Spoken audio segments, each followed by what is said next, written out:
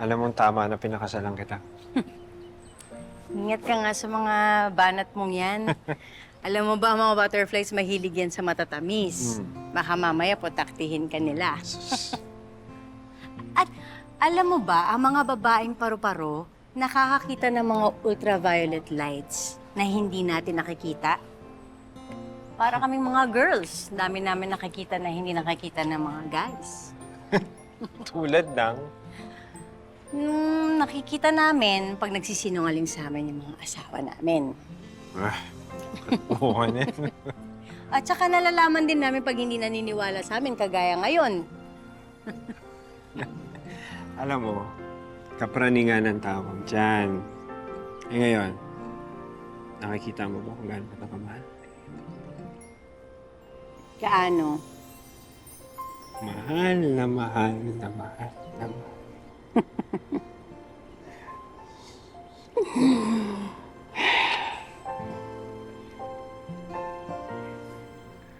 Oh. Ano nangyari? Ayos ka lang? Oo, medyo nahilo lang ako. Tara, gusto nga muna tayo. Higal. Eh, nung simula, kamusta naman siya bilang asawa? Magaling pong magluto. And then, Wow. very protective. Aha, oo. And then, almost 24 hours po kami, Tita Mel, magkasama. As in, sobrang maalaga. Sobrang malambing. Kailan mo napansin yung pagbabago niya?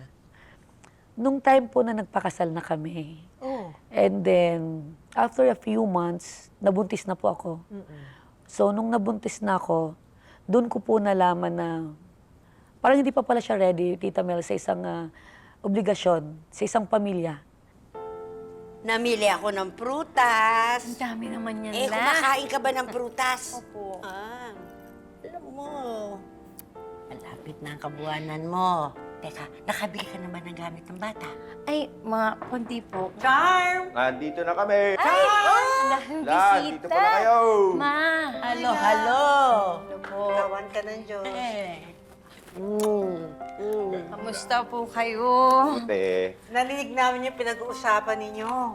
Tamang-tama. May mga dala kaming gamit ng baby, oh. Ay! diba? Pantulog. Ang cute. Ako pumili nito. Thank you po. Napakaswerte mo naman sa mga biyanan mo. Siyempre naman, mahal namin si Charm. Parang anak na ang turing namin dyan.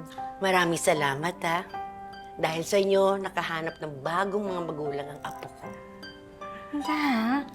Kahit naman pinamigay ako ng mga magulang ko sa inyo, parang kayo na rin ni Lolo yung naging tatay at nanay ko. Ay, gutom po ba kayo? Nagluto ako. Kain tayo. Mabuti pa nga. Sige.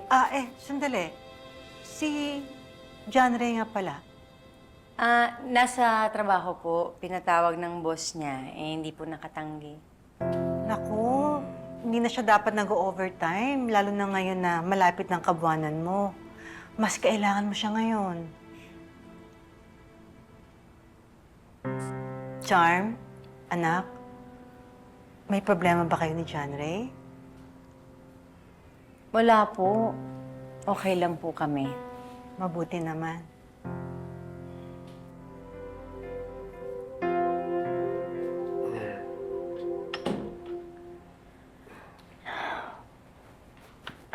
Mahal.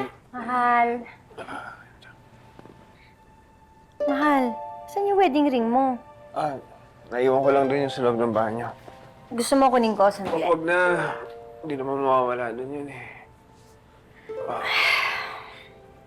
Ay, mahal. Hmm. Nakausap mo na ba yung boss mo tungkol dun sa leave mo pag nanganak ako? Ayos na yun. Ay, kanina pala, mahal. Alam mo, nakita ko... Mahal. Pwede po kasi na natin pag-usapan. Pagod na pagod ako eh. Sige, pahinga ka na.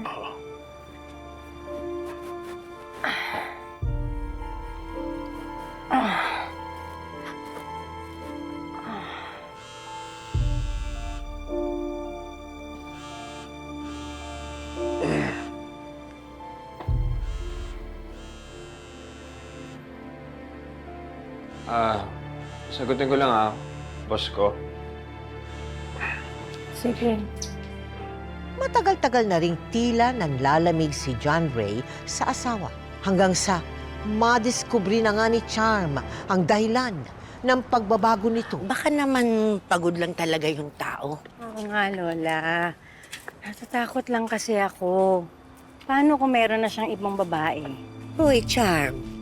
Huwag ka mag-isip ng ganyan. Kausapin mo siya. Ano ba itong ride share natin? Ang tagal. Sana nga ba? Ayan nga eh. Kanina pa siya nandyan eh. Hindi ko magalaw.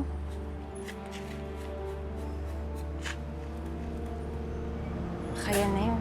Kaya na. Ano si John? John! John Ray! John Ray, buksan mo to! John Ray! John Ray, sino yan? John Ray, buksan mo to! Sino yan? Charm, sandali magpapaliwanag ako. Magpaliwanag ka talaga. Kitang-kita kung paano lumingkis ang babae niya sa'yo, ah! Charm, wag naman dito nakakaya. Tara sa bahay tayo Ang mag-usap. Uwi na nakakahiya! tayo. Sandali ba kami sa kakahiya sa kanya? Hoy, may pambayad ka ba ng taxi? Ha? Ha? Ha? Saan ba ang punta nyo? Sa impyerno? Sa langit? Bakit? Sandali! Sandali! Charm! Ano ba? Kung magiging ganyan ka, ba't hindi na tayo maghiwalay? Ano? Narinig mo yung sinabi ko, di ba? Maghiwalay na lang tayong dalawa. Marie, ano bang nangyayari sa'yo? Pumasok ka nga sa loob. Pasok!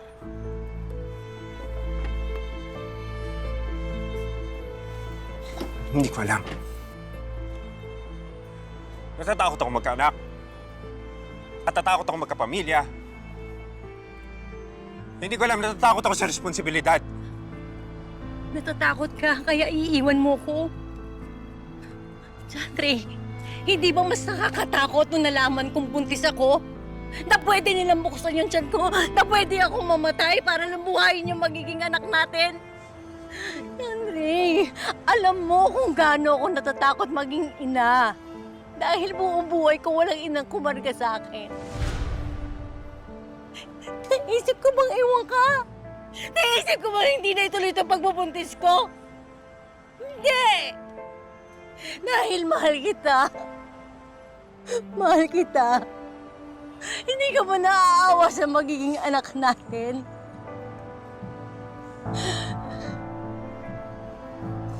Chandre! Kaya nga maghiwalay na lang tayong dalawa. Para na dito sa magiging anak natin. Dahil ayoko naman lumaki siya na nakita niya tayo mag-aaway. Chandre, parang awa mo na. Ayoko lumaki yung anak natin na walang ama.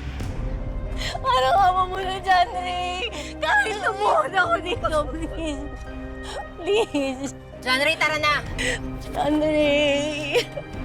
Tara na, Janry! Chandre! Wala! Chandre! Chandre! Wala!